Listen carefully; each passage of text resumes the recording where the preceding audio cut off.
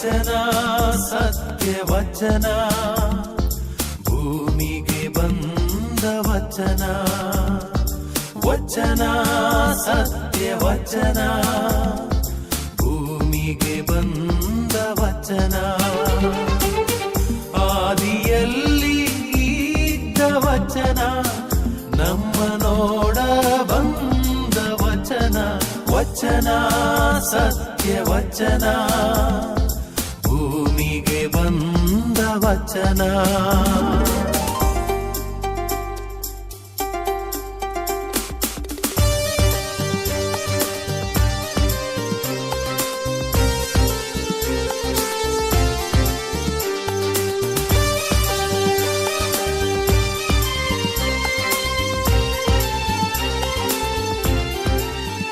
ಪಿತನ ಸುತನ ಮತ್ತು ಪವಿತ್ರ ಆತ್ಮನ ನಾಮದಲ್ಲಿ ಆಮೆನ್. ಪ್ರಿಯ ಸಹೋದರ ಸಹೋದರಿಯರೇ, ವಚನಾಮೃತ ಕಾರ್ಯಕ್ರಮದ ಈ ದಿನದ ಕಾರ್ಯಕ್ರಮಕ್ಕೆ ನಿಮಗೆಲ್ಲರಿಗೂ ಪ್ರೀತಿಯ ಸ್ವಾಗತ. ದೇವರ ವಾಕ್ಯವನ್ನು ನಾವೆಲ್ಲರೂ ಧ್ಯಾನಿಸೋಣ. ಈ ಹೊತ್ತಿನಲ್ಲಿ ದೀಪವನ್ನು ಬೆಳಗಿದಂತೆ ಈ ದೇವರ ವಾಕ್ಯದ ಬೆಳಕು ನಮ್ಮ ಮನಸ್ಸಿಗೆ, ಹೃದಯಕ್ಕೆ, ನಮ್ಮ ಜೀವನಕ್ಕೆ ಖಂಡಿತವಾಗಿಯೂ ಸಂತೋಷ, ನೆಮ್ಮದಿ, ಸುಖ ಇವುಗಳನ್ನು ನೀಡುತ್ತೆ. ಆದ್ದರಿಂದ ತದೇಕ ಚಿತ್ತದಿಂದ ನಾವು ದೇವರ ವಾಕ್ಯವನ್ನು ಆಲಿಸುತ್ತಾ ಅದನ್ನು ಧ್ಯಾನಿಸೋಣ. ಇವತ್ತಿನ ದೇವರ ವಾಕ್ಯ ಶಿರಾಕನ ಗ್ರಂಥದಿಂದ ಆರಿಸಲಾಗಿದೆ. ಇವತ್ತಿನ ವಾಚನದಲ್ಲಿ ಸೇವೆಯ ಬಗ್ಗೆ, ಒಳ್ಳೆಯ ಸುಜ್ಞಾನದ ಸೇವೆಯ ಬಗ್ಗೆ ಇವತ್ತು ದೇವರ ವಾಕ್ಯ ನಮಗೆ ಉಲ್ಲೇಖ ಮಾಡುತ್ತೆ. ಆದ್ದರಿಂದ ಯಾವ ರೀತಿ ನಾವು ನಮ್ಮ ಜೀವನದಲ್ಲಿ ಇತರರಿಗೆ ಒಳ್ಳೆಯದನ್ನು ಮಾಡಬಹುದು, ಈ ಒಳ್ಳೆಯದನ್ನು ಮಾಡೋದ್ರಿಂದ ಏನು ನಮಗೆ ಲಾಭ ಸಿಗುತ್ತೆ, ದೇವರ ಆಶೀರ್ವಾದಗಳಿಗೆ ನಾವು ಯಾವ ರೀತಿಯಲ್ಲಿ ಪಾತ್ರರಾಗುತ್ತೇವೆ ಎಂಬುದನ್ನು ನಾವೆಲ್ಲರೂ ತಿಳಿದುಕೊಳ್ಳೋಣ. ದೇವರ ವಾಕ್ಯ ಹೀಗೆ ಹೇಳುತ್ತೆ. ಅಧ್ಯಾಯ 20 ಶಿರಾಕನ ಗ್ರಂಥ, ವಾಕ್ಯ 27-31. ಮಾತಿನಲ್ಲಿ ಬಲ್ಲಿದನು ಮುಂದೆ ಬರುವನು, ವಿವೇಕಿಯು ಮಹಾತ್ಮರನ್ನು ಮೆಚ್ಚುವನು. ತನ್ನ ಭೂಮಿಯಲ್ಲಿ ತಾನೇ ಗೈಯುವವನು ಸಮೃದ್ಧಿ ಬೆಳೆ ಹೊಂದುವವನು. ಮಹಾತ್ಮರನ್ನು ಮೆಚ್ಚಿಸುವವನು ತಪ್ಪಿಗೆ ಕ್ಷಮಾದಾನ ಪಡೆಯುವನು. ಕೊಡುಗೆ ಬಹುಮಾನಗಳು ಬುದ್ಧಿವಂತರ ಕಣ್ಣುಗಳನ್ನು ಕುರುಡು ಮಾಡುವವು. ಅವನು ಗದರಿಸದಂತೆ ಅವನ ಬಾಯಿಗೆ ಕುಕ್ಕೆ ಹಾಕಿ ಮುಚ್ಚುವವು. ಮುಚ್ಚಿಟ್ಟ ಜ್ಞಾನ, ಹುದುಗಿಟ್ಟ ಹಣ ಇವುಗಳಿಂದೇನು ಲಾಭ? ಜ್ಞಾನವನ್ನು ಮರೆಸುವುದಕ್ಕಿಂತ ಅಜ್ಞಾನವನ್ನು ಮುಚ್ಚಿಡುವುದು ಲೇಸು. ದೇವರ ವಾಕ್ಯವಿದು. ಸಹೋದರ ಸಹೋದರಿಯರೇ, ಜೀವನದಲ್ಲಿ ನಮ್ಮ ಬಾಯಿಂದ ಬರುವ ಪ್ರತಿಯೊಂದು ಮಾತುಗಳು ಬಹಳ ಮುಖ್ಯ. ಒಂದು ಮಾತಿನಿಂದ ನಾನು ನನ್ನ ಜೀವನದಲ್ಲಿ ಒಬ್ಬನಿಗೆ ಜೀವ ಕೊಡಬಹುದು. ಅದೇ ಒಂದು ಮಾತಿನಲ್ಲಿ ಇನ್ನೊಬ್ಬನ ಜೀವವನ್ನು ನಾನು ತೆಗೆಯಬಹುದು. ಮಾತಿಗೆ ಅಷ್ಟೊಂದು ಬಲವಿದೆ. ಮಾತು ಯಾವ ರೀತಿಯಲ್ಲಿ ಮಾಡಬೇಕು, ಯಾವ ಸಂದರ್ಭದಲ್ಲಿ ಏನು ಮಾತನಾಡಬೇಕು, ನಾವು ಆಡುವಂತಹ ಮಾತಿನಿಂದ ಇತರರ ಮೇಲೆ ಆಗುವ ಪ್ರಭಾವಗಳೇನು, ಪರಿಣಾಮಗಳೇನು, ಇವುಗಳ ಬಗ್ಗೆ ನಾವೆಲ್ಲರೂ ಚೆನ್ನಾಗಿ ಚಿಂತಿಸಬೇಕು. ಕೆಲವೊಂದು ಬಾರಿ ನಾವು ಅವಸರದಲ್ಲಿ ದುಡುಕಿ ಏನೋ ಆಡಿಬಿಡುತ್ತೇವೆ. ಆದರೆ ಆಡಿದ ಒಂದು ಮಾತಿನಿಂದಾಗಿ ಇನ್ನೊಬ್ಬರ ಜೀವನವನ್ನೇ ಅದು ಸುಟ್ಟು ಹಾಕ್ಬೋದು. ಆಡಿದ ಒಂದು ಮಾತಿನಿಂದ ಒಬ್ಬನ ಮರ್ಯಾದೆ, ಮಾನ ಮರ್ಯಾದೆ ಎಲ್ಲನೂ ತೆಗೆದು ಬಿಡಬಹುದು. ಬದುಕು ಆತನಿಗೆ ಕಷ್ಟ ಆಗಬಹುದು. ಇದರ ಬಗ್ಗೆ ನಾವು ಚಿಂತಿಸಬೇಕು. ಬಾಯಲ್ಲಿ ಬರುವಂಥ ಮಾತುಗಳು ಬಹಳ ಮುಖ್ಯ. ಅದಕ್ಕೆ ದೇವರ ವಾಕ್ಯ ಹೇಳುತ್ತೆ, ಮಾತಿನಲ್ಲಿ ಬಲ್ಲಿದನು ಮುಂದೆ ಬರುವನು. ನಮ್ಮ ಮಾತುಗಳು ಒಳ್ಳೆಯದಿದ್ದರೆ ಸಮಾಜ ನಮ್ಮನ್ನು ಸ್ವೀಕರಿಸುತ್ತೆ. ಅದಕ್ಕೆ ದೇವರು ಹೇಳ್ತೆ, ಮಾತನ್ನು ಬಲ್ಲಿದನು ಮುಂದೆ ಬರುವನು, ಅವನ ಮೇಲೆ ಕೇರೋನು. ಯಾಕೆ? ಅವನು ಯೋಚಿಸಿ ಮಾತನಾಡುತ್ತಾನೆ. ಅವನು ಆಡುವ ಪ್ರತಿಯೊಂದು ಮಾತುಗಳಲ್ಲಿ ಏನೋ ಅರ್ಥ ಅಡಗಿರುತ್ತದೆ, ಜ್ಞಾನ ತುಂಬಿರುತ್ತದೆ, ಭಕ್ತಿ ತುಂಬಿರುತ್ತದೆ, ಶಕ್ತಿ ತುಂಬಿರುತ್ತದೆ. ಬರೀ ಮಾತಂದರೆ ಒಂದು ಬಾಯಿಂದ ಬರುವ ಒಂದೆರಡು ಶಬ್ದಗಳಲ್ಲ, ಆದರೆ ಒಂದು ಶಕ್ತಿ ಇದೆ. ಆ ಶಕ್ತಿ ಎಲ್ಲವನ್ನು ಮಾಡುವುದು. ಅದಕ್ಕಾಗಿ ನಾನು ಈಗ ಏನು ಮಾತನಾಡುವುದು, ಇದು ನನ್ನ ಜೀವನದಲ್ಲಿ ನಾನು ಜೀವಿಸುವಂಥ ಜೀವನಕ್ಕೆ ಅದಕ್ಕೆ ಒಂದು ಸಂಬಂಧವಿದೆ. ಯಾಕೆಂದರೆ ಒಬ್ಬ ಒಳ್ಳೆಯ ವ್ಯಕ್ತಿ ಮಾತನಾಡುವಾಗ ಆತನ ಬಾಯಲ್ಲಿ ಬರುವಂಥ ಮಾತುಗಳು ಒಳ್ಳೆಯ ಮಾತುಗಳು. ಯಾಕೆಂದರೆ ಆತನಲ್ಲಿ ಹರಿಯುವ ರಕ್ತವೇ ಒಳ್ಳೆಯದು. ಜೀವನ ಪೂರ್ತಿ ಆತನು ಒಳ್ಳೆಯ ಸಂಗತಿಗಳನ್ನು ತನ್ನಲ್ಲಿ ತುಂಬಿಸಿಬಿಟ್ಟಿದ್ದಾನೆ, ಜ್ಞಾನವನ್ನು ಪಡೆದಿದ್ದಾನೆ. ಅವೇ ಆತನಲ್ಲಿ ತುಂಬಿಕೊಂಡಿವೆ. ಪ್ರತಿಯೊಬ್ಬ ಮನುಷ್ಯನು ನಾನೇನಾದರೂ ಆಡಬೇಕೆಂದರೆ ಅದು ನನ್ನ ಮನಸ್ಸು ಮತ್ತು ಹೃದಯಗಳಿಂದ ಹರಿದು ಬರಬೇಕು. ನಿರ್ಮಲ ಮನಸ್ಸು ಉಳ್ಳವನ ಮಾತುಗಳು ನಿರ್ಮಲವಾಗಿರುತ್ತವೆ. ಭಕ್ತಿ ಉಳ್ಳವನ ಮಾತುಗಳು ಭಕ್ತಿಪೂರ್ವಕವಾಗಿರುತ್ತದೆ.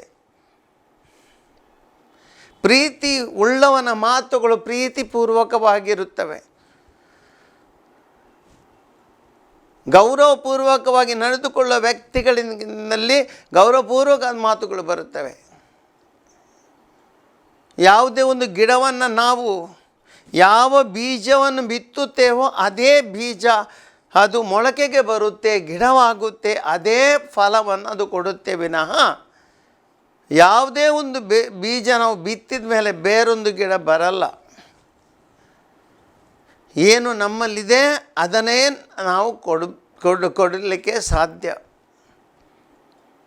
ಹೇಗೆಲ್ಲ ನಮ್ಮ ತತ್ವಶಾಸ್ತ್ರಿ ಹೇಳ್ತಿದ್ರು, one cannot give what he doesn't have. ತನ್ನಲ್ಲಿ ಇರದ್ದನ್ನು ಒಬ್ಬ ಇತರರಿಗೆ ಕೊಡಲಿಕ್ಕೆ ಸಾಧ್ಯವಿಲ್ಲ. ತನ್ನಲ್ಲಿ ಏನುಂಟು ಅದನ್ನೇ ಆತನು ಕೊಡುತ್ತಾನೆ. ಆದ್ದರಿಂದ ಸುಜ್ಞಾನಿಗಳಾದ ನಾವು ಯೋಚಿಸಬೇಕು, ನಾನು ಏನಾಗಿದ್ದೇನೆ, ನನ್ನ ಜೀವನ ಯಾವ ರೀತಿ ಇದೆ, ನಾನು ಒಬ್ಬ ದ್ವೇಷಿಸುವ ವ್ಯಕ್ತಿಯೋ ಅಥವಾ ಪ್ರೀತಿಸುವ ವ್ಯಕ್ತಿಯೋ. ದ್ವೇಷಿಸುವ ವ್ಯಕ್ತಿಯಲ್ಲಿ ನಾವು ನೋಡುತ್ತೇವೆ, ಇಂದಿನ ಸಮಾಜದಲ್ಲಿ ಕೆಲವರಲ್ಲಿ ದ್ವೇಷ ಮನೋಭಾವ ಹೊಂದಿರುವಂಥ ಅವರ ಬಾಯಿಯಲ್ಲಿ ಬರುವ ಮಾತುಗಳು ದ್ವೇಷಪೂರ್ವಕ, ಇತರನ್ನು ದ್ವೇಷಿಸುವಂತಹ ಮಾತುಗಳು, ಹಾನಿಕಾರಕ ಮಾತುಗಳು, ಇತರನ್ನು ಸುಡುವಂತಹ ಮಾತುಗಳು, ಶಾಂತಿ ಸೌಹಾರ್ದವನ್ನು ಕದಡುವಂತಹ ಮಾತುಗಳು. ಯಾಕೆಂದರೆ ಆತನಲ್ಲಿಯೇ ಶಾಂತಿ ಎಂಬುದು ಇಲ್ಲ. ಆತನು ದ್ವೇಷದಿಂದ ತುಂಬಿಕೊಂಡಿದ್ದಾನೆ. ದ್ವೇಷದಿಂದ ತುಂಬಿದ ಮೇಲೆ ದ್ವೇಷ ತಾನೇ ಹೊರಗೆ ಬರಬೇಕಲ್ವೇ? ಹೇಗೆ ತಾನೇ ಪ್ರೀತಿ ಬರಲಿಕ್ಕೆ ಸಾಧ್ಯ? ಆದ್ದರಿಂದ ನಮ್ಮ ಜೀವನ ಯಾವ ರೀತಿಯಲ್ಲಿ ನಾವು ಚಿಕ್ಕಂದಿನಿಂದ ಯಾವ ರೀತಿಯಲ್ಲಿ ಬೆಳೆದಿದ್ದೇವೆ ಅದೇ ಒಬ್ಬ ಮನುಷ್ಯನ ಜೀವನದಲ್ಲಿ ಬರುತ್ತೆ. ಕೆಲವೊಮ್ಮೆ ಇಂದಿನ ಒಂದು ದುರಂತವೆಂದರೆ, ಇವತ್ತು ಕೆಲವು ಸಂಘಟನೆಗಳು ಅಥವಾ ಕೆಲವು ಸಮಾಜದ ಶಕ್ತಿಗಳು ಚಿಕ್ಕ ಮಕ್ಕಳ ಮನಸ್ಸಿನಲ್ಲಿ ದ್ವೇಷವನ್ನು ಬಿತ್ತುತ್ತಿವೆ.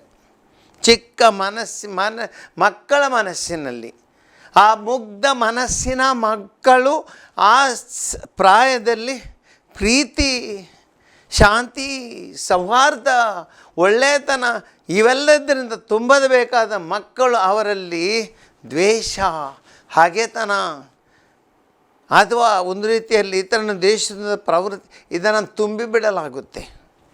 ಏನಾಗುತ್ತೆ? ಅವರ ಬಾಯಿಯಲ್ಲಿ ಬರುವಂಥ ಮಾತುಗಳು ದ್ವೇಷದಿಂದ ತುಂಬಿಕೊಂಡಿರ್ತವೆ. ಅದೇ ರೂಪದಲ್ಲಿ ಪ್ರೀತಿ, ಒಬ್ಬ ಮನುಷ್ಯ ಚಿಕ್ಕಂದಿನಿಂದ ಪ್ರೀತಿಯಲ್ಲಿ ಬೆಳೆಯುತ್ತಾನೆ. ಆತನಲ್ಲಿ ಪ್ರೀತಿಯೇ ತುಂಬಿಕೊಂಡಿರ್ತದೆ. ಯಾರು ಆತನಿಗೆ ದ್ವೇಷದ ಮಾತು ಹೇಳಿದರೂ ಅವನಲ್ಲಿ ಬರುವ ಮಾತುಗಳ ಮೊತ್ತ ಪ್ರೀತಿಯ ಮಾತುಗಳು. ಯಾಕೆಂದರೆ ಅವ ಚಿಕ್ಕಂದಿನಿಂದ ತನ್ನ ಇಡೀ ಜೀವನ ಪೂರ್ತಿ ಆ ಪ್ರೀತಿಯಲ್ಲಿ ಬೆಳೆದಿದ್ದಾನೆ. ಆತನಲ್ಲಿ ಪ್ರೀತಿ ತುಂಬಿಕೊಂಡಿದ್ದೇ ವಿನಃ ದ್ವೇಷ ಎಂಬುದಿಲ್ಲ. ಸಹೋದರ ಸಹೋದರರೇ, ಇದೇ ದೇವರ ವಾಕ್ಯ ನಮಗೆ ಹೇಳುತ್ತೆ, ನಾವು ಆಡುವ ಮಾತುಗಳು ಕೇವಲ ಹೊರಗಿನೊಂದು ಅದು ಉಚ್ಚರಿಸುವ ವಿಧಾನ, ಅಂದರೆ ಎಕ್ಸ್ಪ್ರೆಷನ್ ಅಂತ ಹೇಳ್ತೀವಿ ನಾವು. ಆದರೆ ಮಾತುಗಳಿಗಿರುವ ಅರ್ಥ ನಾವು ಏನಂತ ಅದನ್ನು ಸೂಚಿಸುತ್ತೆ. ಒಳ್ಳೆಯ ಮನುಷ್ಯರು ಯಾವತ್ತು ಕೆಟ್ಟ ಮಾತುಗಳನ್ನು ಆಡುವುದಿಲ್ಲ. ಕೆಟ್ಟ ಪ್ರವೃತ್ತಿ ಅವರಲ್ಲಿದ್ದರೆ ಮಾತ್ರ ಅವರ ಮಾತುಗಳು ಕೆಟ್ಟ ಮಾತುಗಳಾಗುತ್ತವೆ. ಆದುದರಿಂದ ಸಹೋದರ ಸಹೋದರರೇ, ಪ್ರೀತಿಯಿಂದ ತುಂಬಿದವರಾಗೋಣ, ಪ್ರೀತಿ ತುಂಬಿದ ಮಾತುಗಳನ್ನು ಆಡೋಣ. ಎರಡನೆಯದು, ವಿವೇಕಿಯು ಮಹಾತ್ಮರನ್ನು ಮೆಚ್ಚುವನು, ತನ್ನ ಭೂಮಿಯನ್ನು ತಾನೇ ಗೈಯುವನು, ಸಮೃದ್ಧಿ ಬೆಳೆ ಹೊಂದುವನು, ಮಹಾತ್ಮರನ್ನು ಮೆಚ್ಚಿಸುವವನು ತಪ್ಪಿಗೆ ಕ್ಷಮಾದಾನ ಪಡೆಯುವನು. ಜೀವನದಲ್ಲಿ ನಮ್ಮ ಮನೋಭಾವಗಳೇನು? ಯಾರು ಒಳ್ಳೆಯವರೆಂಬುದನ್ನು ಸಮಾಜದಲ್ಲಿ ಗುರುತಿಸಿ ಆಗ್ಬೋದು. ಅವರು ದೊಡ್ಡವರು, ಗುರುಗಳು, ಹಿರಿಯರು, ಯಾರು ಒಳ್ಳೆಯವರು ಯಾರು ಕೆಟ್ಟವರು ಎಂಬುದನ್ನು ನಾವು ಖಂಡಿತವಾಗಿ ತಿಳಿದುಕೊಳ್ಳುವಂತಹ ಒಂದು ಕರ್ತವ್ಯ ನಮಗಿದೆ. ಈ ಸಮಾಜ ಒಳ್ಳೆಯದಾಗಬೇಕೆಂದರೆ ನಾವು ಒಳ್ಳೆಯದನ್ನು ಮಾಡುವ ಮಹಾತ್ಮರಲ್ಲಿಗೆ ಹೋಗಬೇಕು, ಮಹಾತ್ಮರ ಮಾತುಗಳನ್ನು ಕೇಳಬೇಕು, ಮಹಾತ್ಮರ ವ್ಯಕ್ತಿತ್ವವನ್ನು ರೂಪಿಸ್ಕೊಳ್ಬೇಕು. ಈ ಮಹಾತ್ಮರ ಬಗ್ಗೆ ನಮಗೆ ಮೆಚ್ಚುಗೆ ಇರಬೇಕು. ಯಾಕೆ? ಜೀವನ ಪೂರ್ತಿ ಅವರು ಒಳ್ಳೆಯ ಕೆಲಸವನ್ನು ಮಾಡಿದ್ದಾರೆ. ಭಾರತ ದೇಶದಲ್ಲಿ ಮಹಾತ್ಮ ಗಾಂಧಿಯನ್ನು ನಾವೆಲ್ಲರೂ ಮೆಚ್ಚುತ್ತೇವೆ. ಯಾಕೆ? ಇಡೀ ದೇಶಕ್ಕಾಗಿ ತನ್ನ ಜೀವನವನ್ನು ಬಲಿದಾನಗೈದವರು. ಚಿಕ್ಕಂದಿನಿಂದ ದೇಶ ಪ್ರೇಮದಲ್ಲಿ ಬೆಳೆದು ಭಾರತ ದೇಶಕ್ಕೆ ಸ್ವಾತಂತ್ರ್ಯ ಸಿಗಬೇಕೆಂಬ ಆ ಒಂದು ಕಾರಣಕ್ಕಾಗಿ ಹೋರಾಡಿ, ವರ್ಷಗಳು ನಿರಂತರ ಹೋರಾಡಿ, ಸೆರೆಮನೆ ಅನುಭವಿಸಿ ಅದೇ ರೀತಿ ತಾನು ತನ್ನ ಎಲ್ಲ ಜೀವನದ ಸುಖಗಳನ್ನು ತ್ಯಜಿಸಿ ದೇಶಕ್ಕಾಗಿ ಹೋರಾಡಿದವರು. ತನಗಾಗಿ ಅವರು ಏನು ಮಾಡಲಿಲ್ಲ, ದೇಶಕ್ಕಾಗಿ ಎಲ್ಲವನ್ನು ಮಾಡಿದರು. ಅವರು ಮಹಾತ್ಮರು. ಅದಕ್ಕೆ ನಾವು ಮಹಾತ್ಮ ಗಾಂಧಿ ಅಂತ ಕರೀತೇವೆ. ಯೇಸು ಕ್ರಿಸ್ತರು ಈ ಲೋಕಕ್ಕೆ ಬಂದರು, ಮನುಷ್ಯ ರೂಪದಲ್ಲಿ ಬಂದರು. ಯಾತಕ್ಕಾಗಿ? ತನ್ನ ಸ್ವಂತಕ್ಕಲ್ಲ. ಲೂಕನ ಶುಭ ಸಂದೇಶದಲ್ಲಿ 4ನೇ ಅಧ್ಯಾಯ 19ನೇ ವಾಕ್ಯ ನಾವು ನೋಡುತ್ತೇವೆ. ದೇವರ ಈ ಲೋಕಕ್ಕೆ ಬಂದ ಉದ್ದೇಶ ಪವಿತ್ರಾತ್ಮನ ಅಭಿಷೇಕಿಸ್ತಾರೆ. ಯಾತಕ್ಕಾಗಿ? ಕಷ್ಟದಲ್ಲಿರುವವರಿಗೆ ನಾವು ಒಳ್ಳೆಯದನ್ನು ಮಾಡಲು, ಬಂಧಿತರಿಗೆ ಬಿಡುಗಡೆ ನೀಡಲು, ನೋವಿನಲ್ಲಿದ್ದವರಿಗೆ ಮನಸ್ಸಿಗೆ ನೆಮ್ಮದಿಯನ್ನು ನೀಡಲು, ಇದಕ್ಕಾಗಿ ನಾನು ಬಂದಿದ್ದೇನೆ, ಅಭಿಷೇಕಿಸಲ್ಪಟ್ಟಿದ್ದೇನೆ ಎಂದು ಯೇಸು ತನ್ನ ಮಾತುಗಳಲ್ಲೇ ಹೇಳ್ತಿದ್ದಾರೆ. ಅವರು ಮಹಾತ್ಮರು. ಇಡೀ ಜೀವನ ಪೂರ್ತಿ ಯೇಸು ಕ್ರಿಸ್ತರು ತ್ಯಾಗ ಬಲಿದಾನದ ಜೀವನವನ್ನು ನಡೆಸಿದರು. 30 ವರ್ಷದ ಯುವಕನಾಗಿದ್ದಾಗ ಎಲ್ಲವನ್ನು ತ್ಯಜಿಸಿದರು. ತಂದೆ ತಾಯಿ ಮನೆ ಇವುಗಳೆಲ್ಲವನ್ನು ತ್ಯಜಿಸಿಕೊಂಡು ಸಾರ್ವಜನಿಕ ಜೀವನದಲ್ಲಿ ತೊಡಗಿದರು. ಪ್ರಬೋಧನೆಗಳನ್ನು ಮಾಡಿದರು, ರೋಗಿಗಳನ್ನು ಗುಣಪಡಿಸಿದರು. ರಾತ್ರಿ ಹಗಲೆನ್ನದೆ ಶುಭ ಸಂದೇಶವನ್ನು ಸಾರುವ ಕಾರ್ಯದಲ್ಲಿ ಅವರು ಜೀವನವನ್ನು ಕಳೆದರು. 1 ಮಿನಿಟ್ ಅವರಿಗೆ ಸಮಯ ಬಿಡುವು ಇರ್ತಿರಲಿಲ್ಲ. ಅವರ ತಂದೆ ಅಥವಾ ಅವರ ತಾಯಿ ಮತ್ತು ಸಂಬಂಧಿಕರು ಅವರನ್ನು ಹುಡುಕಿಕೊಂಡು ಬಂದಾಗ ಎಷ್ಟು ಜಂಗುಳಿಯಲ್ಲಿರುವಾಗ ಯೇಸು ಹೇಳ್ತಾರೆ, ನನ್ನ ವಾಕ್ಯವನ್ನು ಆಲಿಸ್ತಿರುವ ನೀವೇ ನನ್ನ ತಂದೆ ತಾಯಿ ಮಕ್ಕಳು ಸಹೋದರರು. ಅಂದರೆ ಆ ಒಂದು ತ್ಯಾಗದ ಮನೋಭಾವ. ಸ್ವಂತ ಇಚ್ಛೆಗಾಗಿ ಏನೂ ಅವರು ಮಾಡಲಿಲ್ಲ, ಸ್ವಂತಕ್ಕಾಗಿ ಬರೀ ಇತರರಿಗೋಸ್ಕರ ಬದುಕಿದರು. ಒಳ್ಳೆಯದನ್ನು ಮಾಡುತ್ತಾ ಹೋದರು. ಎಷ್ಟೋ ಜನರಿಗೆ ಅವರು ಒಳ್ಳೆಯದನ್ನು ಮಾಡಿದರು. ಆದರೆ ಕೊನೆಗೆ ಏನಾಯಿತು? ಯೇಸು ಕ್ರಿಸ್ತರು ತಾನು ಮಾಡಿದ ಒಳ್ಳೆತನಕ್ಕೆ ಅವರು ಕಷ್ಟವನ್ನು ಅನುಭವಿಸುವಂತಾಯಿತು. ಪಿಲಾತನವರಿಗೆ ಮರಣದಂಡನೆಯನ್ನು ನೀಡಿದರು. ಅದೇ ರೀತಿಯಲ್ಲಿ ಯಹೂದ್ಯರು ಅವರನ್ನು ದಂಡಿಸಿದ್ರು, ತಪ್ಪು ಆರೋಪಗಳನ್ನು ಹೊರಿಸಿದ್ರು, ಕೊರಡೆ ಏಟುಗಳನ್ನು ಅವರಿಗೆ ನೀಡಿದರು. ಅವರ ತಲೆಗೆ ಮುಳ್ಳುಗಳ ಕಿರೀಟವನ್ನು ಇರಿಸಿದ್ರು. ಕಲ್ವಾರಿ ಬೆಟ್ಟದಲ್ಲಿ ಶಿಲುಬೆಯಲ್ಲಿ ಅವರನ್ನು ಜಡಿಸಿ ಸಾಯಿಸಿದ್ರು. ಯಾತಕ್ಕಾಗಿ? ಎಲ್ಲವೂ ತ್ಯಾಗ ಬಲಿದಾನ. ಮಹಾತ್ಮರು, ಯೇಸು ಕ್ರಿಸ್ತರು ಮಹಾತ್ಮರು. ಲೋಕಕ್ಕೆ ತನ್ನ ಜೀವನ ಕೊಡಲು ಬಂದ ದೇವರ ಪುತ್ರ. ಏನು ಹೇಳ್ತದೆ ದೇವರ ವಾಕ್ಯ? ಸಹೋದರ ಸಹೋದರರೇ, ಇವತ್ತು ನಮ್ಮ ಜೀವನದೆಲ್ಲ ಮಾಡಬೇಕಾದದ್ದು ಅಗತ್ಯದ ಕೆಲಸ. ಇವತ್ತು ನಾವು ಸಿನಿಮಾ ನಟರನ್ನು ಹೀರೋಗಳನ್ನಾಗಿ ಮಾಡಿಬಿಟ್ಟಿದ್ದೇವೆ. ಕೆಲವರು ಗೂಂಡಗಳನ್ನು ಅಂತ ಏನು ಸಮಾಜಘಾತಕ ಶಕ್ತಿಗಳನ್ನು ಅಥವಾ ಹಾಡು ಮಾಡುವ ಶಕ್ತಿಗಳನ್ನು ಅವರನ್ನು ಹೀರೋಗಳನ್ನಾಗಿ ಮಾಡಿದ್ದಾರೆ. ರಾಜಕಾರಣಿಗಳು ಹೀರೋಗಳಾಗಿದ್ದಾರೆ. ಇವತ್ತು ನಮಗೆ ಮಹಾತ್ಮರು ಬೇಕಿಲ್ಲ. ಮಹಾತ್ಮರ ಬಲಿದಾನಗಳನ್ನು ಇವತ್ತು ಮರೆತಿದ್ದೇವೆ. ಸಿದ್ಧಾಂತಗಳನ್ನು ಮರೆತಿದ್ದೇವೆ. ಮೌಲ್ಯಗಳನ್ನು ಮರೆತಿದ್ದೇವೆ. ನಮಗೆ ಇವತ್ತು ಬೇಕು ಧರ್ಮ, ಜಾತಿ, ಭಾಷೆ, ಇವುಗಳು. ನಿಜವಾದ ಮಹಾತ್ಮರನ್ನು ಮರೆತು ಬಿಟ್ಟಿದ್ದೇವೆ. ಆದ್ದರಿಂದ ನಾವು ದ್ವೇಷದ ಕಾರ್ಯಕ್ಕಿಳಿದಿದ್ದೇವೆ. ಚಿಂತಿಸೋಣ. ದೇವರ ವಾಕ್ಯ ನಮಗೆ ಇವತ್ತು ನೆನಪಿಸ್ತಿದೆ. ಮಹಾತ್ಮರ ಬಗ್ಗೆ ಮೆಚ್ಚುಗೆ ನಮಗಿರಬೇಕು. ಮಹಾತ್ಮರ ಮಾತುಗಳನ್ನು ಆಲಿಸಬೇಕು. ಮಹಾತ್ಮರು ಜೀವಿಸಿದಂಥ ಜೀವನದಿಂದ ಪ್ರೇರಣೆ ಪಡೆಯಬೇಕು.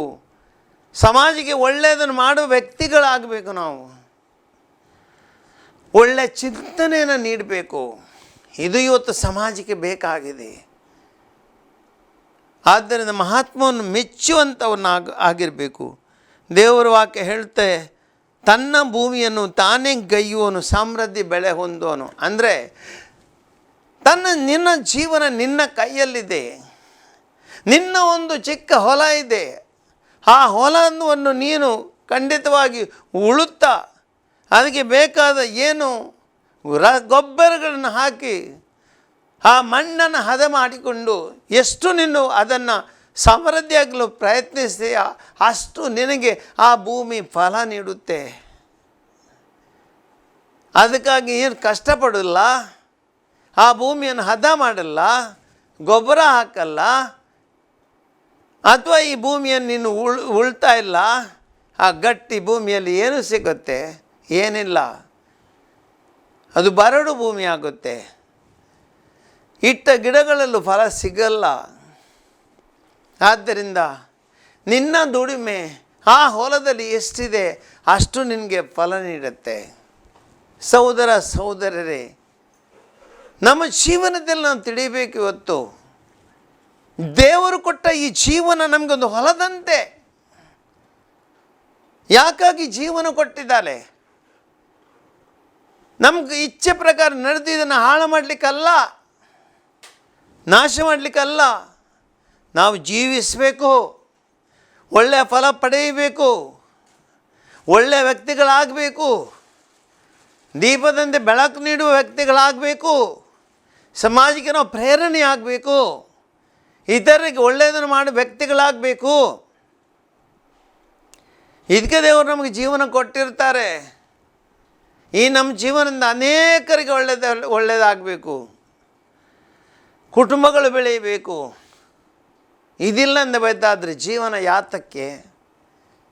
ಬರೀ ನಿನ್ನ ಹೊಟ್ಟೆಗಾಗಿ ಬದುಕಿದರೆ ಏನು ಪ್ರಯೋಜನ? ಪ್ರಾಣಿ ಅಂತ ಬದುಕಾಗಲ್ಲವೇ ಅದು? ಬರೀ ಹೊಟ್ಟೆಗಾಗಿ ಜೀವಿಸೋರು ನಾವು ಅಲ್ಲ, ಮೌಲ್ಯಗಳಿಗಾಗಿ ಜೀವಿಸಬೇಕು. ನಾವು ಸಾರ್ಥಕ ಬದುಕಬೇಕಾಗಿ ಜೀವಿಸಬೇಕು. ನಾವು ಸಮಾಜದ ಒಳ್ಳೆಯ ತನಕ್ಕಾಗಿ ಜೀವಿಸಬೇಕು, ಉದ್ಧಾರಕ್ಕಾಗಿ ಜೀವಿಸಬೇಕು. ನಾವು ಈ ಲೋಕದಲ್ಲಿ ದೇವರು ನಮಗೆ ಈ ಜೀವನ ಕೊಟ್ಟಿದ್ದಿದೆ ಅದಕ್ಕಾಗಿ. ಇಂಥ ಒಂದು ಜೀವನ ರೂಪಿಸಲು ಪ್ರಯತ್ನ ಪಡೋಣ. ಎಲ್ಲೇ ಇರಲಿ ನಮ್ಮ ಜೀವನ ಸಮೃದ್ಧಿಯ ಆ ಒಂದು ತೋಟವಾಗಿರಬೇಕು, ಸಮೃದ್ಧಿಯ ಹೊಲವಾಗಿರಬೇಕು. ಅಲ್ಲಿ ತುಂಬ ಬೆಳೆ ಇರಬೇಕು, ಬಂದವರಿಗೆ ಅದು ಒಳ್ಳೆ ಕಾಣಬೇಕು, ಬಂದವರಿಗೆ ಅಲ್ಲಿ ಫಲ ಸಿಗಬೇಕು. ಇದು ನಮ್ಮ ಜೀವನ. ನಮಗೋಸ್ಕರ ಬದುಕುವುದು ಜೀವನವಲ್ಲ, ಸ್ವಾರ್ಥಕ್ಕಾಗಿ ಬದುಕುವುದು ಜೀವನವಲ್ಲ. ತನಗಾಗಿ ತಾನು ಬದುಕಿದರೆ ಏನು ಪ್ರಯೋಜನ? ಯಾವೊಂದು ಗಿಡ ಮರ ಆಗಲಿ ತನಗಾಗಿ ಬದುಕುವುದಿಲ್ಲ. ಬಾಳೆ ಗಿಡ ಒಂದು ಬೆಳೆಯುತ್ತದೆ, ದಷ್ಟಪುಷ್ಟವಾಗಿ ಬೆಳೆಯುತ್ತದೆ, ಕೊನೆಗೆ ಒಂದು ದೊಡ್ಡ ಗೊನೆಯನ್ನು ಫಲ ಬಿಡುತ್ತೆ. ಆ ದೊಡ್ಡ ಬಾಳೆ ಗೊನೆಯಲ್ಲಿ ಏನಾಗುತ್ತೆ? ಹಲವಾರು ಬಾಳೆಹಣ್ಣುಗಳಿರ್ತವೆ.